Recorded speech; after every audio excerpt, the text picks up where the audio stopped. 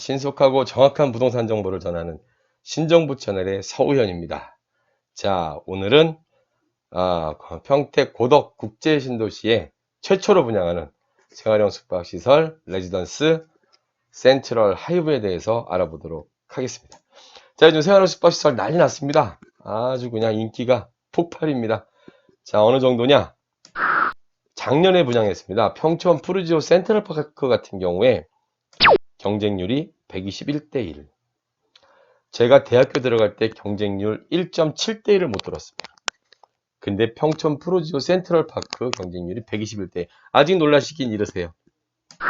올해 3월 달입니다. 올해 3월 달에 부산에 있죠. 롯데캐슬 드메로 생활형 숙박시설 경쟁률은 무려 356대 1. 생활형 숙박시설 주택수로 잡히지 않다 보니까 종합부동산에서 배제되고 양도세 중과에서 포함되지 않다 보니까 규제도 많이 생긴 것도 사실이지만 어쨌든 지금은 수익형 부동산에서는 거의 대장주에 가깝다라고 말씀드릴 수 있을 것 같고요. 이제 본론으로 들어와서 고덕 센트럴 하이브 어떤 물건인지 살펴보시겠습니다. 자, 건물 개요인데요. 이렇게 열심히 잘 짓겠다 이렇게 만들어놨다. 그건 저한테는 크게 중요한 것 같지가 않고 눈여겨봐야 될 거는 모든 수익형 부동산에서 첫 번째로 보셔야 될 부분입니다. 내 돈이 안전한가? 하나자산 신탁에서 자금 운용을 맡고 있는데 브랜드 파워는 네 번째입니다. 신탁회사 중에서는 책준형 신탁이라 그래서 어쨌든 고객 돈에 대해서는 최고의 안전성을 나타내고 있는 아주 괜찮은 신탁이에요. 두 번째 중요한 거는 고덕 국제신도시 400만 평인데요. 중심상업지역 딱 하나밖에 없습니다. 중심상업지역 내에서도 제가 잠시 후에 이제 입지를 한번 볼 때 다시 말씀드리겠지만 자리는 베스트 오브 베스트입니다. 자, 마지막으로는 대지가 그렇게 크게 넓은 것 같진 않아요. 근데 건물은 지하 4층부터 지상 21층, 높이 87.6m, 아파트 한 개 층은 3m로 보니까 보통 아파트로 치면은 약 한 27, 8층 정도 대로변에 있고 BRT 정류장 바로 옆에 있고 중심상업지역 내에서 아파트 30층 규모다. 시간이 지나서 전화해갖고 고덕 어디서 만날래? 그러면은 센트럴 하이브 앞으로 와 하면 될 정도로 이름이 있는 건물이 될 것 같은 예감이 듭니다.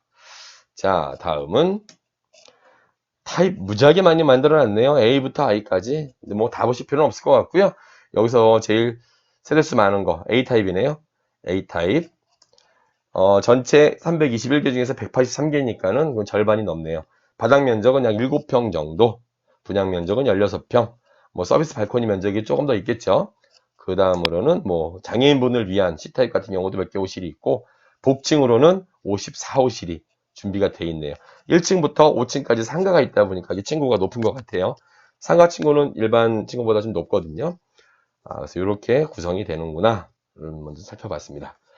그리고 고덕하면 삼성 빼놓을 수 없습니다.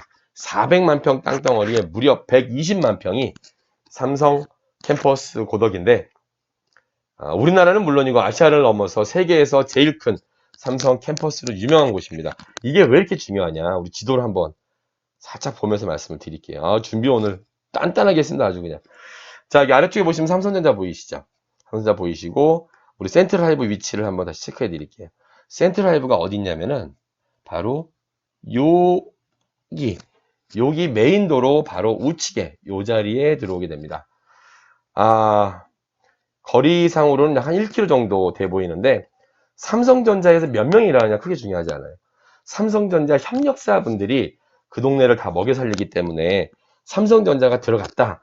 그 근처에 있다. 그 중에서 중심상업지역에 21층 87m의 높이에 들어가는 첫 번째 생활형 숙박시설이다. 임차에 대해서는 크게 걱정할 바가 없어 보입니다. 제가 아까 말씀드린 대로 우리 센트럴 하이브 바로 앞에 있는 도로에 BRT라고 하는 지상으로 다니는 지하철이라 그러죠. 우리 BRT 노선이 들어가는데 자, BRT 이렇게 생긴 버스로 운영하는 곳들도 많이 있고요. 일반 버스들이 BRT 노선으로 운영하는 경우도 있습니다. 자, 평택 시청에서 나왔습니다. 오늘 준비 짱짱하게 했습니다. 아주. 자, BRT 노선을 따라서 어쩌고저쩌고 써 있는데 중요한 거는 이 BRT 노선을 한번 타면 우리 그 센트럴 하이브에서 인근에 있는 서정리역, 지제역까지 불과 10분 이내로 도달할 수 있다라는 겁니다. 저만 이렇게 막 업돼 있는 건가요? 왜냐면 이 부동산은 누가 뭐래도 우리 그런 말 있잖아요. 부동산은 길 따라 물 따라다. 교통이 거의 뭐 절반 이상을 차지한다. 뭐 대단지 아파트에서는 학군이 뭐 먼저다라는 뭐 일리 있는 말도 있지만은 어쨌든 부동산은 교통이 1번입니다. 자, 아까 말씀드린 대로 뭐 이런 30만 이상의 미래 배우 수요를 보유하고 있다.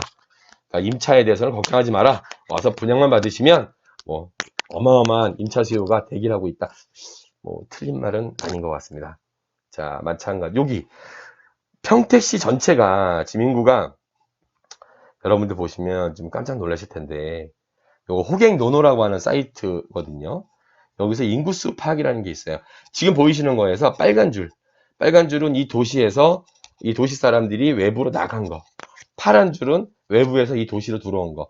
천안 같은 경우를 보면 지난 1년 동안 0.92% 정도 전입이 좀 더 높았다라는 걸 나타내고 있고요. 그 옆에 뭐 아산을 한번 봐볼까요? 아산 같은 경우는 아산 분들은 위쪽으로 많이 올라가셨네요. 아산을 중심으로 아랫분들은 또 아산으로 많이 오시기도 하셨고요. 아산도 지금 삼성 디스플레이가 이 공장 건립이 뭐 어마어마한 돈이 투입되면서 아산도 들썩들썩 하고 있습니다. 자, 평택시를 보면 평택시에서 외부로 나간 인구가 전혀 없다라는 게 아니에요. 데이터에 잡힐 정도는 아니라는 거죠. 순수하게 평택시로 전입한 인구는 7.96% 상승했다. 가까이 안성, 오산, 뭐 심지어 저 밑에 구미 창원에서도 많은 분들이 평택으로 들어오고 있습니다. 평택이 재작년 4월 달에 50만이 넘었고요. 지금은 벌써 한 53만, 54만. 우리 안성 IC 바로 옆에 보시면 스타필드 안성이라고 있는데 스타필드 안성이 작년에 오픈할 때 자체 보고서를 보면 25년, 그러니까 앞으로 한 4년 정도죠. 한 25년 말경에는 평택시 인구가 약 90만에서 100만이 될 것 같다. 이렇게 예상한 보고서도 나와 있습니다. 그러니까 평택은 어쨌든 뭐 경기 남부에서는 대장주격이 될 가능성이 많이 있어요. 자, 뭐 중심상업지역 내에 있는데 이거 한번 크게 볼게요.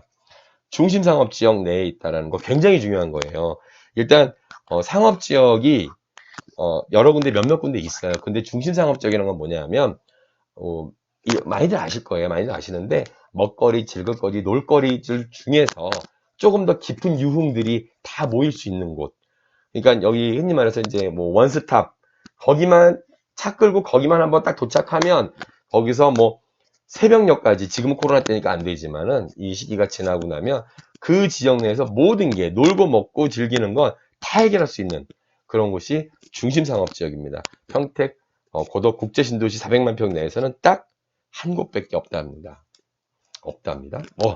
자, 이제 어떻게 생겨먹었는지 한번 볼까요? 타입이 아까 A부터 I까지 굉장히 많았는데 A 타입이 100, 뭐 거의 한 절반 이상 됐었죠. 자, 모델하우스 실내 전경입니다. 물론 이제 모델하우스를 좀 이렇게 넓게 찍어서 뭐 그렇게 보이는 경우도 있겠지만 제가 처음에 말씀드린 거 생활용 숙박시설은 호텔 같은 곳에 이렇게 주방 시설이 돼 있어서 먹거리 같은 거 할 수도 있고 세탁기를 갖다 놔서 간단히 말씀드리면 장기적으로 주거 형태를 이용할 때 전혀 불편함이 없게 만들어 놓은 그런 시설을 생활용 숙박시설이라고 하는데 정말 인기 좋습니다. 그 이유는 마지막에 말씀드릴게요. 자, 욕실 내부까지 살펴보고요. 언뜻 보면은 그냥 풀옵션이구나. 뭐 세탁기 있고 뭐 일반 오피스텔 풀옵션이랑 비슷하구나. 틀린 말은 아니세요. 그런데 여기서 또 하나 차이점이 있는 게 풀 퍼니시드 시스템이라고 합니다. 자, 우리가 많이 알고 있는 게 오피스텔 풀옵션 같은 경우에 업그레이드, 업버전이라고 보시면 되고요. 냉장고, 세탁기, 에어컨, TV, 가전에서부터 하나 더 업그레이드된 게 뭐냐? 바로 책상, 책장, 수납장 모든 게 다 들어가 있다. 우리 조금 배우신 분들은 금방 이해되시죠? 퍼니시드 시스템 굉장히 중요합니다. 이 그레이드가 그리고 실제로 이렇게 생활용 숙박시설 이 정도 규모는 딱 들어가시게 되면 로비가 벌써 서울의 어느 뭐 몇 성급 호텔 못지않게 으리으리하게 지어놓습니다. 자, 이건 C타입이고요. 복층 타입이 6층부터 8층인가 9층까지 구성이 되어 있는 것 같은데요. 복층은 뭐 장단점이 좀 뚜렷하기 때문에 자, 그 다음에 복층이고요. 1.5룸입니다. 1.5룸 10평에서 13평 바닥 면적 좀 크게 봐볼까요? 들어온 입구에서부터 1, 2인 세대가 거주하시기에 아주 뭐 전혀 불편함이 없게 만들어 놓은 모습입니다. 자, 이런 식으로 봤고요. 평면도 간단히 살펴볼게요. 1층은 상가고요. 상가는 위아래로 해서 전체 약 20호실 정도 준비가 되어 있고요. 2층, 3층, 4층, 5층까지 상가 구성이 있고요. 6층부터 이제 생활형 숙박시설입니다. 6층부터 엘리베이터는 총 4대가 보입니다. 여기에서 18층, 20층, 20층은 1.5룸이 준비가 되어 있네요. 최상층 21층에는 우리 그 생활형 숙박시설 이용자 분들을 위한 근데 요게 뭐 어떻게 보면 별거 아닐지 모르겠지만 요렇게 우리 그 피트니스 같은 거 이렇게 준비해 놓은 게 여기 아파트는 아니지만 이제 운동시설 같은 거 또는 다목적 휴게실 같은 거 요렇게 돼서 운영만 약속한 대로 운영만 제대로 된다라고 하면 체류 기간이 길어지는 거죠. 그러니까 한번 들어오신 분들이 예를 들어서 한 뭐 2달, 3달 정도 살아보고 어떻게 뭐 움직일 생각이 있던 분들이 여러 가지 이런 커뮤니티 시설에 의해서 조금 더 체류하는 기간이 또 임차를 하는 기간이 더 길어질 수 있다. 그런 경우를 많이 봤다 말씀을 드리고요. 자, 제일 중요합니다. 제가 여기까지 이 말씀 드리려고 지금 여기까지 이렇게 막 썰을 풀고 왔는데 생활형 숙박시설 이렇게 여러 가지 장점이 많다 보니까 나라에서 당연히 규제가 들어왔어요. 아까 보셨잖아요. 120 몇 대 1, 300 몇 대 1.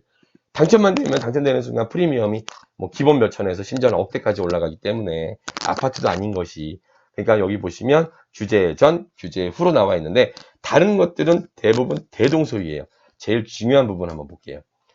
자, 이제는 숙박업으로만 용도로 쓸 수 있어요. 거꾸로 말하면 숙박업만 가능하기 때문에 이건 아예 주택이 아니다라는 거예요. 주택이 아니기 때문에 주소 이전을 또 하실 수가 있어요. 개인적으로 내가 이거 한 호실, 두 호실 사갖고는 이제는 절대 혼자 이렇게 임대를 할 수가 없게 만들어 놨습니다. 바로 이 부분이죠. 그러면은 내가 임대를 하기 위해서는 몇 호를 해야 되느냐? 30호실. 30호실 정도를 30호실 이상을 내가 운영을 해야지만 분양을 받아야지만 내가 직접적으로 숙박업으로 운영을 할 수 있다. 개인 뭐 30호실 아닌 경우 29실까지는 내가 29개의 생활형 숙박시설을 내가 샀다라고 해도 운영업체에 위탁을 해야 된다. 그전에는 뭐 개별 임대사업이나 위탁 운영이 가능했다 나오는데 이게 재밌는 게 생활형 숙박시설 이 규제가 나오게 된 가장 큰 단초 역할을 한 건 부산에 있는 LCT였어요. 그러니까 무슨 말이냐면 생활형 숙박시설인데 덩치가 어마어마하게 큰 애들. 일반 아파트보다 덩치가 더 큰 친구들. 30평, 40평, 심지어 50평, 70평짜리의 내 집처럼 일반 아파트보다 훨씬 잘 돼 있는 곳에, 훨씬 전망 좋은 곳에, 훨씬 일반 주거지역보다 좋은 상업지역에 있는 자리에 만들어 놓고서 생활형 숙박시설이니까 주택수에 포함이 안 된다. 요 법조항 때문에 참 많은 편법, 탈법이 있었거든요. 그런데 제가 지금 말씀드리고 싶은 건 뭐냐면 어차피 지금 우리 센트럴 하이브 같이 크지 않은 친구들은 어차피 이전에도 위탁업체에 다 운영을 했다. 위탁업체에다 맡기게 되면 내가 분양을 받은 위탁업체에 맡기게 되면 위탁업체가 위탁 수수료 일부를 제한 나머지를 우리 그 실제 그 계약자 우리 그 수분양자한테 그 호실 그 주인이죠. 호실 주인들한테 이렇게 수익을 배분해 주는 구조가 됩니다. 마지막으로 드리고 싶은 말씀은 우리 일반 호텔 같은 경우에 보통 체크인 시간이 빠르면은 한 12시, 1시, 체크아웃은 그 다음날 한 11시 정도 되거든요. 통상적으로. 근데 그렇게 1박을 썼을 경우에 서울에 있는 레지던스 저렴한 곳이 6만 원에서 한 8만 원 정도, 호텔은 뭐 한 10만 원이 넘게 되죠. 장기로 쓰시는 분들은 내가 한 15일 쓸 수 있는 돈으로 이 고급스러운 시설에서 한 달을 머물 수가 있는 거예요. 무슨 말씀이냐면 내가 일반 숙박업소에 들어가면 한 하루에 6만 원이다. 6만 원이면 보름 정도 쓰면 한 90만 원 돈 되죠. 한 달이면 여기는 지금 제가 봤을 때 한 80만 원에서 100만 원이면 한 달 정도는 충분히 체류할 수 있으시거든요. 그러면 여기에 들어오고 싶어 하는 사람들은 누구냐? 뭐 지나가는 흔히 말하는 모텔, 호텔 이용객들이 아니라는 거예요. 여러분들 이거 잘 아셔야 돼요. 삼성이 있기 때문에 삼성 협력사 직원분들이 한 명, 두 명 사는 분들이 고덕에 조그마한 소형 오피스텔 같은 것도 있지만 생활형 숙박시설을 훨씬 더 선호한다는 겁니다. 훨씬 더. 제가 감히 말씀드릴 수 있어요. 왜냐? 입지가 훨씬 뛰어나기 때문에. 입지가. 다른 오피스텔이나 다른 도시형 생활주택보다 자리가 제일 좋기 때문에 같은 돈이면 또 경비 처리 다 할 수 있잖아요. 법인에서는. 어차피 위탁업체에서 세경에서 다 발행해 주기 때문에. 모르겠습니다. 제가 뭐 이거를 지금 홍보를 하기 위해서 만든 영상이다 보니까 제가 이렇게 막 광분하고 혼자 막 텐션이 업돼서 말하는 걸 수도 있겠지만, 소형 생활형 오피스텔, 생활형 숙박시설은 여기 센트럴하이브 안 하셔도 돼요, 여러분들. 근데 우리 주변에 있다라고 하면 꼭 한번 방문해 보시고 꼭 한번 관심 있게 보시길 아주 강력하게 제가 권해드리는 바입니다. 자, 이제 생활형 숙박시설 왜 센트럴 하이브여야 되는지 이유 한번 보겠습니다. 왜 센트럴 하이브여야 되는가? 첫 번째, 주택수에 포함되지 않습니다. 두 번째, 전매가 무제한입니다. 내가 오늘 분양받았으면 내후년 입주하기 전까지 내가 값이 오른 만큼 또는 들어간 돈이 갑자기 필요했을 경우에는 필요한 만큼 언제든지 합법적으로 전매를 할 수가 있는 상품이다. 자, 세 번째로는 대출이 60%까지 나온다. 물론 중도금은 무이자로 진행이 되고요. 자, 생활형 숙박시설 6층부터 21층 건물 최상부 위치에 있기 때문에 조망권이나 일조권은 아주 최상일 것이다. 제일 중요한 부분이죠. 고덕 국제신도시 중심상업지구, 하나밖에 없는 중심상업지구 BRT가 지나가는 정중앙에 자리를 하고 있습니다. 자, 마지막으로는 종합부동산세에 배제되는 상품입니다. 박수 한번 보내주세요. 양도세 중과에도 배제가 되는 상품입니다. 요점만 간단히 정리해 드릴게요. 제 이번 컨텐츠의 제일 앞에 있는 테마가 이거였습니다. 뭐 주택수 미포함, 전매 무제한 다 필요 없어. 첫 번째면 되는 거야. 왜냐하면 앞으로 생기는 생활형 숙박시설 레지던스가 그 옆에 주변에 어딘가에 생기겠지만 자리로는 대장이라는 거. 또 하나는 이후에 생기는 친구들은 어쨌든 그 뒤에 생기는 우리 생활형 숙박시설들은 지금보다는 분양가가 조금 더 오를 거라는 것 때문에 생활형 숙박 소액으로 내가 투자를 할 곳을 한번 찾아보는 분들이 계시다면 제가 고덕의 센트럴 하이브 아주 강력하게 추천드립니다. 자, 이렇게 해서 영상을 간단히 마치도록 하고요. 자, 자녀 오실 문의는 분양사업본부 대표번호 1599-7147, 1599-7147로 문의하시면 되겠습니다. 자, 오늘 이렇게 영상을 만드는데 많은 자료를 보내주신 분이 계세요. 그분께 진심으로 감사드리고요. 고덕 센트럴 하이브 홍보관 방문을 제가 직접 할 겁니다. 그 후에 다시 한번 찾아뵙도록 하겠습니다. 뭐 그냥 가면 서운하죠. 여기서 이 자료를 저에게 홍보용으로 전달해 주신 우리 분양 관계자 고덕 센트럴 하이브에 왜 안 나올까요? 자, 제가 이분을 좀 모셨는데 시간이 좀 걸리네요. 고덕 센트럴 하이브의 우리 전태희 과장님 진심으로 감사드립니다. 떴네요. 나중에 보면 한 소리 할 것 같은데요.